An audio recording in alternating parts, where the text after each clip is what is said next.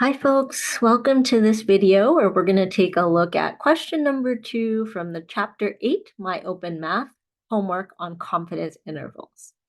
All right, so we have a psychiatrist is interested in finding a 98% confidence interval for the tics per hour exhibited by children with Tourette syndrome.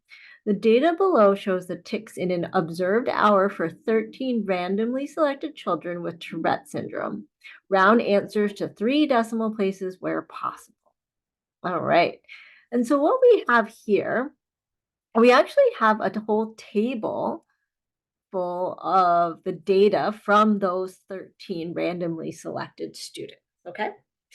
So just like in example number 1, we're interested in finding out, like, even though we only looked at 13 children with Tourette's, how can we use this to infer what's happening to all children with Tourette's? In other words, like, what's the average number of tics per hour for all students or all children with Tourette's? Okay. And so I actually want us to take a look at part A first. So it says to compute the confidence, use a distribution, right? And so just like question number 1, it asks for a z distribution or a t distribution, right?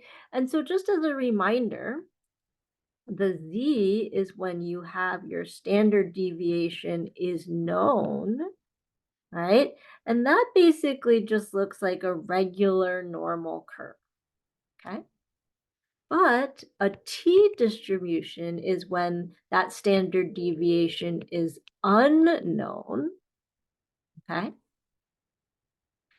And it kind of looks like the z-distribution bell curve, but it's a little bit fatter, like it's a little bit wider. And the reason why it's wider is because we have to account for the error that happens when we don't know what the standard deviation for the entire population is, okay? And so if you look at this problem again, nowhere in the problem do they tell us this is the standard deviation for the whole population. In fact, they don't even give us the standard deviation at all. So to compute the confidence interval, we're going to have to use a t-distribution because we don't know anything about the standard deviation, okay? All right, let's look at part B. It says, with a 98% confidence, the population mean number of tics per hour that children with Tourette syndrome exhibit is between this and this. So we're going to go to StatCrunch and we're going to take a look this time. Now, if I want to use the data that they give me, I actually have to go ahead and type that data right into StatCrunch, okay? So I have 13 values. I have 10, I have 2, I have 12, oops, I have 4, I have 3, I have 11, 7, 6, 1, 2, 2, whoops, 2, and 2. Okay, so these are the number of ticks that were observed in the 13 randomly selected children, okay? So now that I have this information, let me go ahead and close out of this. I'm gonna go to stat, and I'm go down to t-stats, okay? So we're choosing t-stats again because we don't know anything about the standard deviation of the entire population. And so we're gonna have one sample, just like we did last time. And this time we're going to say with data, okay? So when we have our own data to type in, we type in with data. But if we get like the summary information, then we go with the summary information, okay? So we've got variable 1, that's that first column. And I want to do a confidence interval of not 0.95, but 0.98. All right. And I'm going to show that confidence interval plot because, again, I think it's kind of helpful to take a look at. And then we're going to go ahead and click compute. Okay. So let me make this a little bit larger. All right. So it says here that we have a sample mean, it gives us our standard deviation, but the lower limit is about 2 ticks and the upper limit is about 7.81. Okay. And so these are the values that we would write in over here. We would have 2.036 and 7.810.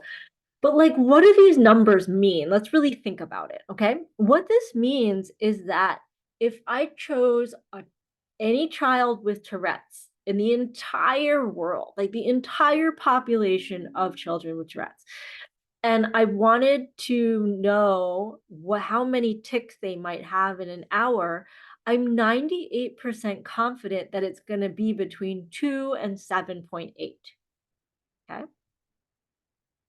That helps us to answer part C, right? Because we've only done one sample of 13 students. But Part C says if many groups of 13 randomly selected children with Tourette syndrome are observed, then a different confidence interval would be produced for each group.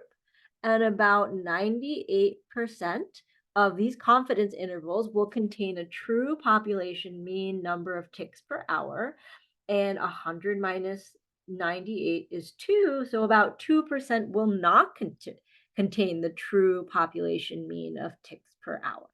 Okay, so I'm going to go to the My Open Math. Let me clear those annotations real quick, and we're going to type in these numbers so that we have them. But 2.036,